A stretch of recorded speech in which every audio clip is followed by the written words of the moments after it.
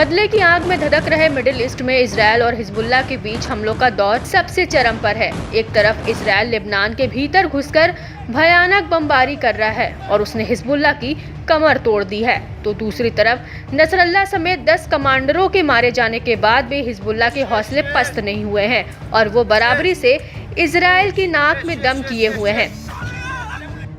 शुक्रवार की शाम हिजबुल्लाह के लेबनान से 2 ड्रोन इजरायली एयर स्पेस में घुसे और उन्होंने जमकर तहलका मचाया। लेबनान से आए हिजबुल्लाह के 2 ड्रोनों ने तेल अवीव के उत्तर में हर्जिला में एक इमारत पर जोरदार हमला किया। इजरायली मीडिया रिपोर्टर के अनुसार हमले के कारण इमारत को नुकसान पहुंचा और पूरे शहर में बिजली गुल हो गई। इजरायली मीडिया ने बताया कि लेबनान के कब्जे वाले फिलिस्तीनी क्षेत्र की तरफ से आए ड्रोन का ये सबसे लंबी दूरी का हमला था। बताया जा रहा है कि पहले तो इजरायल को लगा था कि ड्रोन इराक या यमन से आया हो सकता है, लेकिन बाद में इजरायली सेना ने पुष्टि करते हुए बताया कि ड्रोन लेबनान की ओर से दागे गए हैं। गाजा की तरह अब लेबनान भी जंग का मैदान बन चुका है। इजरायल और हिजबुल्लाह के लड़ाकों के बीच घमासान छिड़ा हुआ है।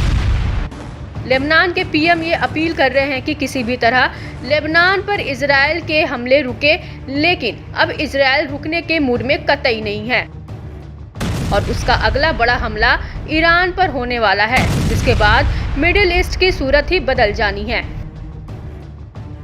लेकिन सबसे बड़ी बात यह है कि आखिर हिजबुल्लाह के ड्रोन ने इजरायली एयर स्पेस के बॉडीगार्ड कहलाने वाले आयरन डोम का घमंड कैसे चूर चूर किया।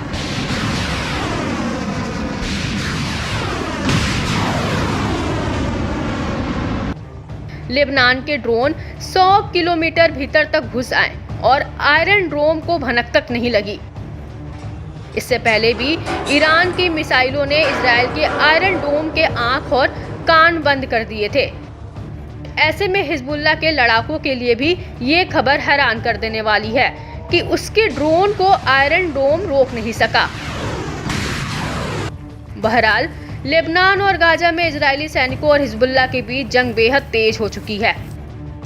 इजरायली मीडिया ने गुरुवार को बताया कि 24 घंटे में हुए ताबड़तोड़ हमले में 22 इजरायली सैनिक घायल हुए हैं, जिनमें से 20 लेबनानी सीमा पर और 2 गाजा पट्टी में घायल हुए। इजरायली मीडिया ने बताया कि सेंट्रल अल जलील में करमील क्षेत्र को निशाना बनाकर की गई गोलीबारी के बाद आईडीएफ के 4 सैनिकों के घायल होने की जानकारी मिली है, जबकि घायलों को निकालने का प्रयास करते समय मैस अल जबाल क्षेत्र में एक इजरायली हेलीकॉप्टर को सीधे निशाना बनाया गया, जिससे इजरायली एम्बुलेंस को घटनास्थल से भागने पर मजबूर होना पड़ा। गुरुवार की सुबह इजरायली कब्जे वाली सेना ने लेबनानी सीमा पर चल रही लड़ाई में अपने एक सैनिक की मौत और दूसरे के घायल होने की बात स्वीकार की है।